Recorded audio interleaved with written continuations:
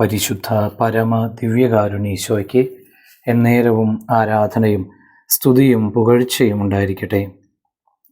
ഇന്ന് ജൂലൈ മാസം 8-ാം തീയതി ചൊവ്വാഴ്ച, വിശുദ്ധ അന്തോണീസിൻ്റെ മധ്യസ്ഥം നമുക്ക് പ്രാർത്ഥിക്കാം. ദിവ്യകാരുണ്യ പുതിയൊരു പ്രഭാതം നൽകിയതിനോർത്ത് നന്ദി പറയുന്നു.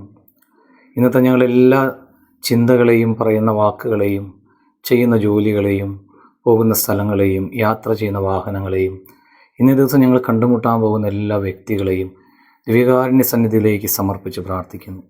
നാഥ, തിരുരക്തത്തിൻ്റെ കോട്ടയാൽ ഇന്ന് ഞങ്ങൾ ഓരോരുത്തരെയും അങ്ങ് പൊതിഞ്ഞ് സംരക്ഷിക്കണമേ. യോഹന്നാൻ്റെ സുവിശേഷം 11-ാം അധ്യായം 4-ാം വചനം ധ്യാനിക്കാം. യേശു പറഞ്ഞു, നിങ്ങൾ കേൾക്കുന്നതും കാണുന്നതും പോയി യോഹന്നാനെ അറിയിക്കുക. ഈശോയ്ക്ക് നല്ല ഉറപ്പുണ്ടായിരുന്നു താൻ പറയുന്നതും ചെയ്യുന്നതും പിതാവായ ദൈവത്തിൻ്റെ ഹിതം മാത്രമാണെന്ന്. അതുകൊണ്ട് തന്നെ അവൻ്റെ വാക്കുകൾ ശക്തിയുള്ളവയായിരുന്നു.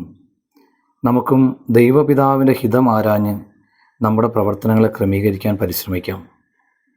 എല്ലാവർക്കും നല്ലൊരു ദിവസം ഉണ്ടാകട്ടെ.